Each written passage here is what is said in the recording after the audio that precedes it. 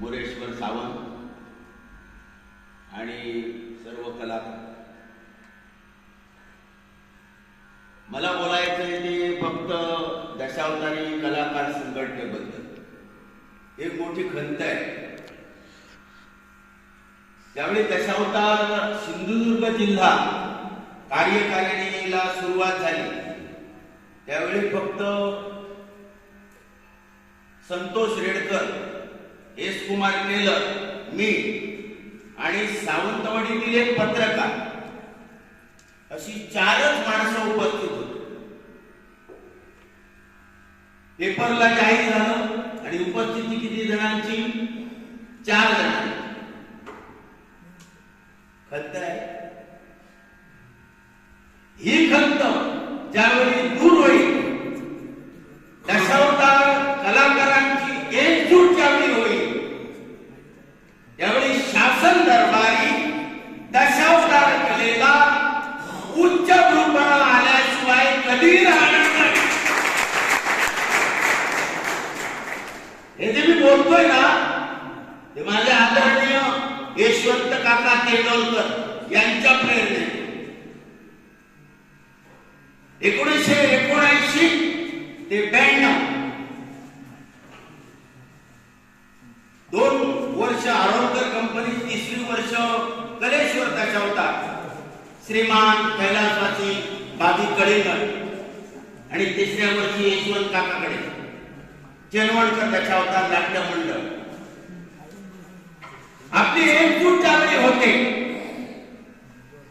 पडद्यामागे जी रस्सीखेच चालू आहे ना, मी माझ्या मनात असणारी खंत बोलून दाखवतो.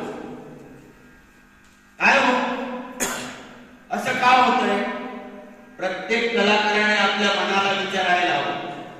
वास्तविक हा आमचा सत्काराचा दिवस आहे.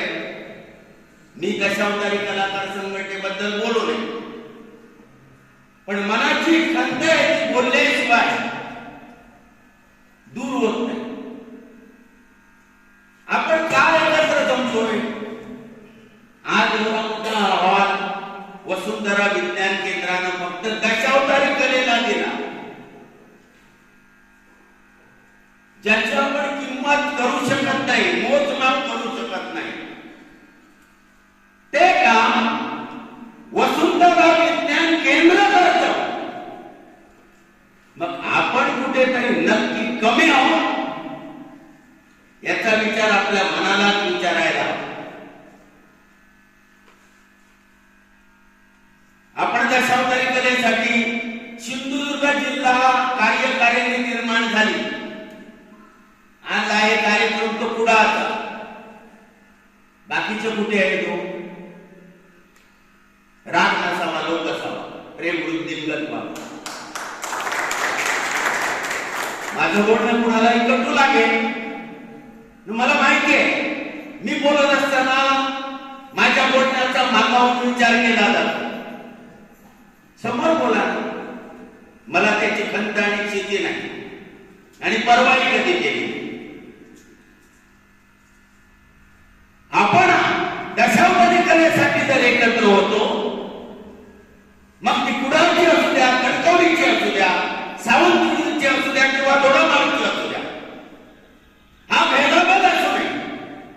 आणि हा भेदाभेद ज्यावेळी दूर होईल आणि सिंधुदुर्ग जिल्ह्याची कार्यकारिणी सर्व कलाकार ज्यावेळी एकत्र होतील, त्यावेळी या कलेसाठी दशावतारी किंवा शासन दरबारी होणारा न्याय अग्रेसर प्रमाणे शासन दरबारी आपल्याला मिळणार हा आत्मविश्वास ही काळादर्गावरती आहे.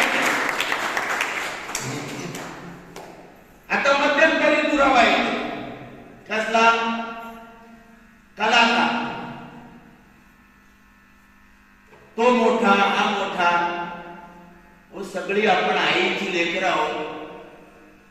रडतची आलो येताना पण हसत जावे लागताना. भरत नाही पुढे गेल्यानंतर मला सांगतील की नाटकातीलच भाषण करताय. माझ्याकडे काय लिहून आणलेलं नाही. भगवंत जी बुद्धी देतोय त्याप्रमाणे मी बोलतो. तुमचा वेळ खूप घेतोय.